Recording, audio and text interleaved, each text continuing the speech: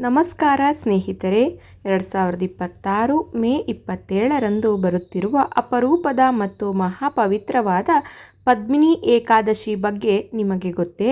ಈ ಒಂದು ದಿನ ವಿಷ್ಣು ಭಗವಂತನನ್ನು ಭಕ್ತಿಯಿಂದ ಪೂಜಿಸಿದರೆ ವರ್ಷಗಳ ಪಾಪಗಳು ಕಳೆಯುತ್ತವೆ ಎಂದು ಪುರಾಣಗಳು ಹೇಳುತ್ತವೆ.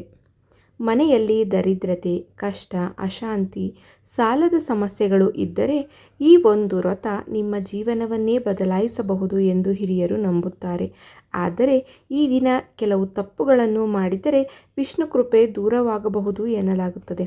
ಹಾಗಾದರೆ ಪದ್ಮಿನಿ ಏಕಾದಶಿ ಎಂದರೇನು? ಇದರ ಮಹತ್ವ ಏನು? ಯಾವ ಸಮಯದಲ್ಲಿ ಪೂಜೆ ಮಾಡಬೇಕು? ಯಾವ ಮಂತ್ರ ಜಪಿಸಬೇಕು? ಯಾವ ತಪ್ಪುಗಳನ್ನು ತಪ್ಪಿಸಬೇಕು?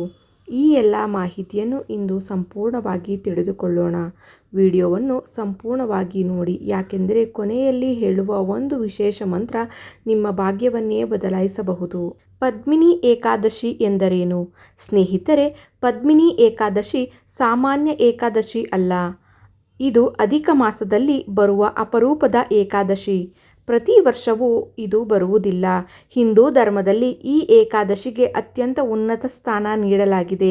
ಪದ್ಮ ಪುರಾಣ ಮತ್ತು ಸ್ಕಂದ ಪುರಾಣಗಳಲ್ಲಿ ಕೂಡ ಇದರ ಮಹತ್ವವನ್ನು ವಿವರಿಸಲಾಗಿದೆ. ಈ ದಿನ ವಿಷ್ಣು ಭಗವಂತನು ಭಕ್ತರ ಪಾಪಗಳನ್ನು ಕ್ಷಮಿಸಿ ಆಶೀರ್ವದಿಸುತ್ತಾನೆ ಎಂದು ನಂಬಲಾಗಿದೆ.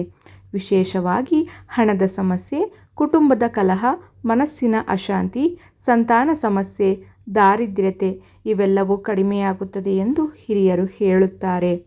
ಅದರ ಕಾರಣದಿಂದಲೇ ಲಕ್ಷಾಂತರ ಭಕ್ತರು ಈ ದಿನ ಉಪವಾಸ ಮಾಡಿ ವಿಷ್ಣುವನ್ನು ಆರಾಧಿಸುತ್ತಾರೆ. 2026ರಲ್ಲಿ ಪದ್ಮಿನಿ ಏಕಾದಶಿ ಮೇ 27ರಂದು ಬುಧವಾರ ಬರುತ್ತದೆ. ಈ ದಿನ ಬೆಳಿಗ್ಗೆ ಬೇಗ ಎದ್ದು ಸ್ನಾನ ಮಾಡಿ ಪೂಜೆ ಪ್ರಾರಂಭಿಸುವುದು ಅತ್ಯಂತ ಶುಭ. ಬ್ರಹ್ಮ ಮುಹೂರ್ತದಲ್ಲಿ ಪೂಜೆ ಮಾಡಿದರೆ ಹೆಚ್ಚು ಫಲ ಸಿಗುತ್ತದೆ ಎಂಬ ನಂಬಿಕೆ ಇದೆ. ಪೂಜೆ ಮಾಡುವಾಗ ವಿಷ್ಣುವಿನ ಫೋಟೋ ಅಥವಾ ಮೂರ್ತಿ, ತುಳಸಿ ದಳ, ಹೂವು, ದೀಪ, ಹಣ್ಣು ಇವುಗಳನ್ನು ಇಟ್ಟು ಭಕ್ತಿಯಿಂದ ಪೂಜೆ ಮಾಡಬೇಕು.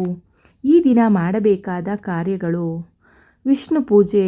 ಮೊದಲು ಮನೆಯ ಪೂಜಾ ಕೋಣೆಯನ್ನು ಸ್ವಚ್ಛಗೊಳಿಸಿ ನಂತರ ದೀಪವನ್ನು ಹಚ್ಚಿ ವಿಷ್ಣುವಿಗೆ ತುಳಸಿ ಅರ್ಪಿಸಿ ಭಕ್ತಿಯಿಂದ ಈ ಮಂತ್ರವನ್ನು ಜಪಿಸಿ. ಓಂ ನಮೋ ಭಗವತೆ ವಾಸುದೇವಾಯ. ಈ ಮಂತ್ರವನ್ನು 108 ಬಾರಿ ಜಪಿಸಿದರೆ ಮನಸ್ಸಿಗೆ ಶಾಂತಿ ಬರುತ್ತದೆ ಎಂದು ಹೇಳಲಾಗುತ್ತದೆ. ವಿಷ್ಣು ಸಹಸ್ರನಾಮ. ಈ ದಿನ ವಿಷ್ಣು ಸಹಸ್ರನಾಮ ಹೇಳುವುದು ಅಥವಾ ಪಠಿಸುವುದು ಮಹಾಪುಣ್ಯಕರ. ಮನೆಯಲ್ಲಿ ನಕಾರಾತ್ಮಕ ಶಕ್ತಿ ಕಡಿಮೆಯಾಗುತ್ತದೆ ಎಂದು ನಂಬುತ್ತಾರೆ. ಉಪವಾಸ ಮಾಡುವುದು ಈ ದಿನದ ಪ್ರಮುಖ ಆಚರಣೆ. ಕೆಲವರು ನೀರಿಲ್ಲದೆ ಉಪವಾಸ ಮಾಡುತ್ತಾರೆ. ಆದರೆ ಆರೋಗ್ಯದ ಪ್ರಕಾರ ಹಣ್ಣು, ಹಾಲು, ಪಂಚಾಮೃತ ಇವುಗಳನ್ನು ಸೇವಿಸಿ ಫಲಾಹಾರ ಉಪವಾಸ ಮಾಡಬಹುದು. ದಾನ ಧರ್ಮ. ಬಡವರಿಗೆ ಅನ್ನದಾನ ಮಾಡುವುದು ಈ ದಿನ ಅತ್ಯಂತ ಶುಭ. ವಿಶೇಷವಾಗಿ ಅಕ್ಕಿ, ಬಟ್ಟೆ, ಹಣ್ಣು, ಧಾನ್ಯ ದಾನ ಮಾಡಿದರೆ ಲಕ್ಷ್ಮೀ ದೇವಿಯ ಕೃಪೆ ದೊರೆಯುತ್ತದೆ ಎಂಬ ನಂಬಿಕೆ ಇದೆ. ಈ ದಿನ ಮಾಡಬಾರದ ತಪ್ಪುಗಳು. ಸ್ನೇಹಿತರೆ, ಈ ದಿನ ಕೆಲವು ತಪ್ಪುಗಳನ್ನು ಮಾಡಬಾರದು. ಮಾಂಸಾಹಾರ ಸೇವನೆ. ಈ ದಿನ ಸಂಪೂರ್ಣ ಸಾತ್ವಿಕ ಆಹಾರ ಸೇವಿಸಬೇಕು. ಕೋಪ ಮತ್ತು ಜಗಳ. ಕೋಪದಿಂದ ಮಾತನಾಡಬಾರದು. ಸುಳ್ಳು ಹೇಳುವುದು. ಸುಳ್ಳು ಮಾತನಾಡಿದರೆ ವ್ರತ ಫಲ ಕಡಿಮೆಯಾಗುತ್ತದೆ ಎಂದು ನಂಬಿಕೆ ಇದೆ. ಇತರರಿಗೆ ನೋವು ಕೊಡುವುದು. ಯಾರ ಮನಸ್ಸಿಗೂ ನೋವು ಕೊಡಬಾರದು. ಮದ್ಯಪಾನ. ಈ ದಿನ ಮದ್ಯಪಾನ ಸಂಪೂರ್ಣ ನಿಷೇಧಿಸಬೇಕು. ಪುರಾಣಗಳ ಪ್ರಕಾರ ಒಮ್ಮೆ ರಾಜನು ಬಹಳ ಕಷ್ಟದಲ್ಲಿ ಬದುಕುತ್ತಿದ್ದನು. ರಾಜ್ಯದಲ್ಲಿ ಶಾಂತಿ ಇರಲಿಲ್ಲ. ಹಣದ ಸಮಸ್ಯೆ, ಕುಟುಂಬದ ದುಃಖ ಎಲ್ಲವೂ ಹೆಚ್ಚಾಗಿತ್ತು. ಆಗ ಒಬ್ಬ ಮಹರ್ಷಿ ಅವನಿಗೆ ಪದ್ಮಿನಿ ಏಕಾದಶಿ ವ್ರತದ ಮಹತ್ವವನ್ನು ತಿಳಿಸಿದರು. ರಾಜನು ಭಕ್ತಿಯಿಂದ ಉಪವಾಸ ಮಾಡಿ ವಿಷ್ಣುವನ್ನು ಆರಾಧಿಸಿದನು. ಕೆಲ ದಿನಗಳಲ್ಲಿ ರಾಜ್ಯದಲ್ಲಿ ಸಮೃದ್ಧಿ ಹೆಚ್ಚಾಯಿತು. ಕುಟುಂಬದಲ್ಲಿ ಸಂತೋಷ ಮರಳಿತು. ಎಲ್ಲ ಕಷ್ಟಗಳು ದೂರವಾದವು. ಅದರ ನಂತರ ಈ ಏಕಾದಶಿಯ ಮಹತ್ವ ಎಲ್ಲೆಡೆ ಪ್ರಸಿದ್ಧವಾಯಿತು ಎಂದು ಪುರಾಣಗಳು ಹೇಳುತ್ತವೆ. ವಿಶೇಷ ಮಂತ್ರ ಮತ್ತು ಲಾಭಗಳು. ಈ ದಿನ ಈ ಮಂತ್ರವನ್ನು ಭಕ್ತಿಯಿಂದ ಜಪಿಸಿ.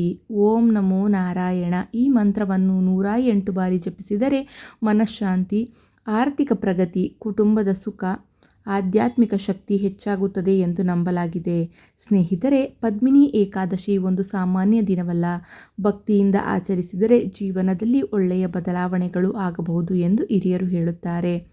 ಈ ವಿಡಿಯೋ ನಿಮಗೆ ಉಪಯುಕ್ತವಾಗಿದೆ ಎಂದೆನಿಸಿದರೆ ಲೈಕ್ ಮಾಡಿ, ಶೇರ್ ಮಾಡಿ, ನಮ್ಮ ಚಾನಲನ್ನು ಸಬ್ಸ್ಕ್ರೈಬ್ ಮಾಡಿ ಮತ್ತು ಕಮೆಂಟ್ನಲ್ಲಿ ಓಂ ನಮೋ ನಾರಾಯಣ ಎಂದು ಬರೆಯುವುದನ್ನು ಮರೆಯಬೇಡಿ. ವಿಷ್ಣು ಭಗವಂತನ ಕೃಪೆ ನಿಮ್ಮ ಮೇಲೆ, ನಿಮ್ಮ ಕುಟುಂಬದ ಮೇಲೆ ಸದಾ ಇರಲಿ. ಧನ್ಯವಾದಗಳು.